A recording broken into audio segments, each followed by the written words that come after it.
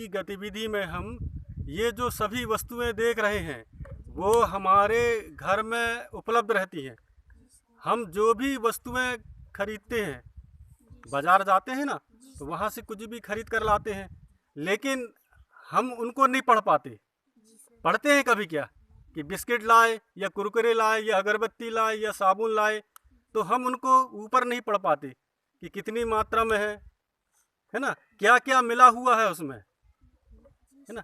अब हमको यही करना है। अब हम जो वस्तुएं अभी खरीद कर लाएंगे बाजार से, उनका हिसाब किताब होना चाहिए, और एक हम लिस्ट बनाएंगे कि हमारे घर में कौन सा सामान आया, कितनी मात्रा में आया, है ना। तो ये हम उसकी एक सूची बनाए करेंगे। ये डेली का काम है, जो भी खरीदते हो तो हम उसका हिसाब रखेंगे, है ना। जैसे पंचू, तुमने क्या पकड़ा है? डेटॉल। डिटॉल। हाँ, ये डिटॉल जो है वो कितने रुपए की है? 70 रुपए। 70 रुपए की है। कितने ml की है? 200 ml। एक 200 ml की है ना। और तेजपान तुमको क्या मिला है? डिटॉल, है ना। ये हो गया। ओमकार, तुम क्या पढ़ रहे हो? पढ़ के बताओ जरा, क्या है वो? FREEH। हाँ नहीं, उसको FREE को फ्री बोलते हैं।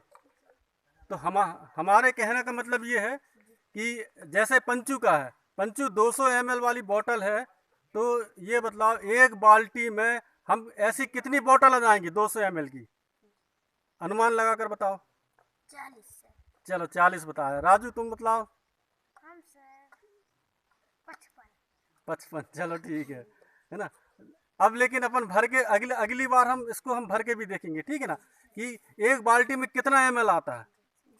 हमको लीटर, मिलीलीटर, ग्राम, ये सब हमको आना चाहिए, है ना। दूध, जैसे गिलास दूध हम पीते हैं, एक गिलास लगभग कितना दूध रहता है एक गिलास में? एक पाव की गिलास भी रहती है, एक पाव। उसको 250 ग्राम भी बोलते हैं, है ना। 300 ग्राम की भी गिलास रहती है। चलो पंचू के यहाँ 300 ग्राम की भी गिलास है। तो ये हम अगली बार जो वस्तुएं भी खरीद कर लाते हैं तो उसका हमको पूरा सूची बनाएंगे हम, कितनी मात्रा में। एक छोटा सा पैकेट भी यदि आता है तो उसकी मात्रा देखेंगे, है ना। मान लो 30 ग्राम का कुछ सामान लाते हैं तो 100 लोगों में हम कुछ उसका हिसाब लगाएंगे, 100 लोगों का खाना बनाएंगे तो कितना कुछ लगेगा। तो ये अगली बार ये सब चीज़ें अपने को ध्यान रखना है। तो अगली बार जब भी हम कुछ सामान खरीदें, घर में कोई भी सामान हो, उसकी एक सूची बना कर लाएं, ठीक है।